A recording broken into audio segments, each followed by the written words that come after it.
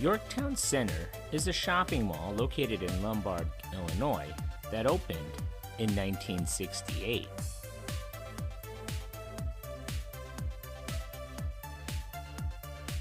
If you've clicked onto this video, then you know what today is.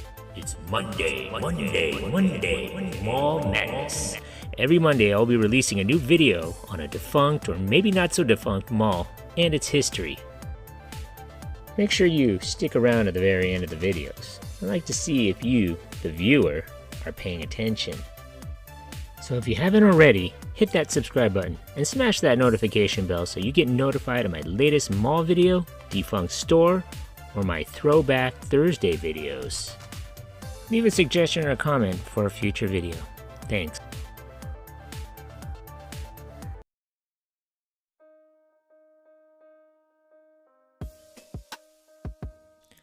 Construction commenced on the Yorktown Center Mall in May of 1967.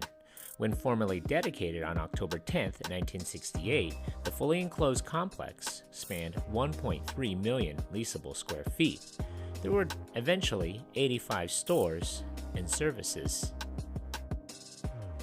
The shopping center was situated on a 120-acre tract located 22 miles west of the Loop. A three-level, 203,000 square foot Chicago-based Weebolt's became the first operational Yorktown Center anchor store on August 15, 1968. A two-level, 240,000 square foot Montgomery Ward welcomed its first customers on September 26. A three-level, 219,000 square foot Chicago-based Carson's, a two-level, 230,000 square foot JCPenney opened as part of the October 10th formal dedication. Stores included Jarman Shoes, Florsheim Shoes, Madigan's Lady and Menswear, Carroll's Apparel, Gangy Menswear, Bond's Clothes, Gilmore Ladies Wear, and a two-level FW Woolworths 5 and Dime. There was also a 27-store convenience center, which included a Grand Union supermarket. Other structures were the JCPenney and Ward's Auto Centers and two fast food restaurants. One unusual feature was the Boger Brinkman Cemetery on the southern end of the parking lot along Butterfield Road.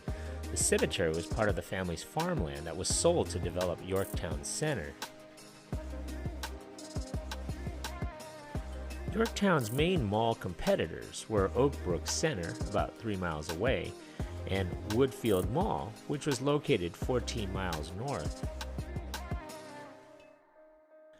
A mid-1980s remodeling replaced the dark tiles and flat white facades in the mall areas with pastels and neon lighting. Skylights were added to bring sunlight into the shopping center. As part of this project, freestanding elevators were added to each wing, replacing the floating staircases. Later that same decade, a pair of escalators were added near the JCPenney and Montgomery Ward anchors, with additional retail space built under each pair of escalators. In 1987, Weebolt's was the first anchor store to close, shuttered because of the bankruptcy of the chain.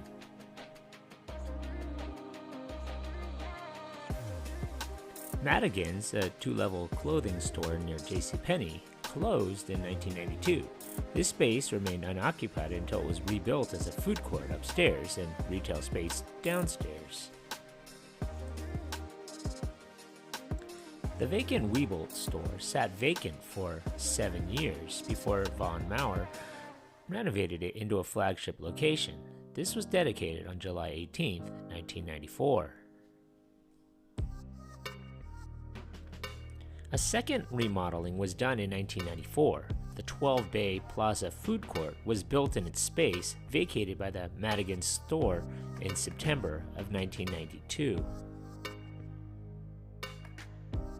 When Woolworth's closed in 1997, it remained empty until Big Idea Productions, an animation studio known for its VeggieTales series, took over the space in 1999. They would later vacate in 2004. Meanwhile, the perimeter of the mall became the site of a further development, featuring a Target Greatland, which opened in October of 1996. The JCPenney Auto Center would be redeveloped into the Pacific Club, a nightclub managed by Chicago football icon Walter Payton's restaurant group. The General Cinema movie theater would be torn down and replaced with an 18-screen megaplex with screens for dine-in movies. Despite a remodeling, the convenience center lost several prominent tenants, including Ace Hardware Store.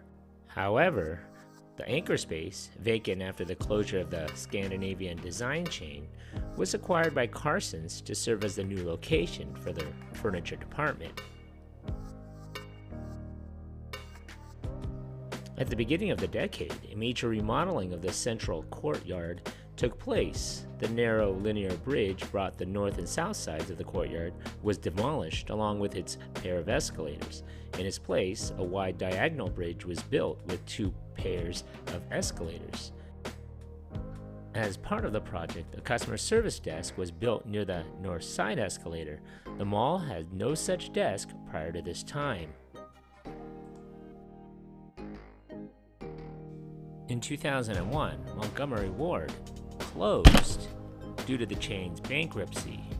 After a short stint as Magellan's Furniture and failure to attract another anchor store, it was demolished for a lifestyle center section known as the Shops on Butterfield. This new section, anchored by Home Goods, Marshalls, and Lucky Strike lanes, opened in 2007. The former Montgomery Ward Auto Center was replaced by a Claim Jumper restaurant. That same year, an 18-story Westin Hotel opened outside the mall, and at the same time, the convenience center was renamed The Shops at Yorktown. Now comprising of over 1,480,000 leasable square feet, the mall housed over 150 inline stores.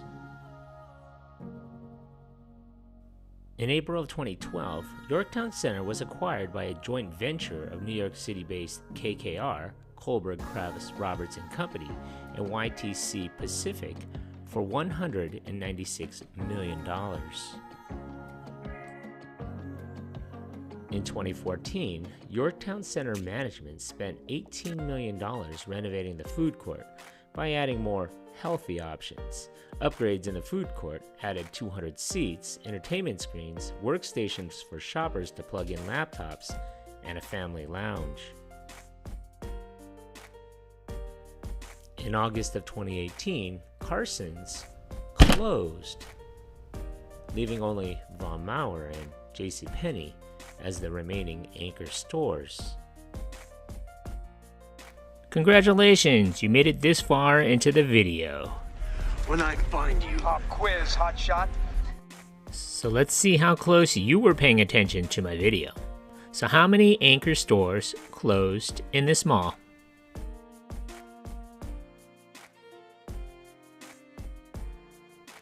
So if your answer was 3, give yourself a hand. You were paying attention. Madigan's and Woolworths were not anchor stores. So what are your favorite memories of this mall? Leave a comment below, and if you want to see your mall or a mall from your childhood in a future video, leave a suggestion.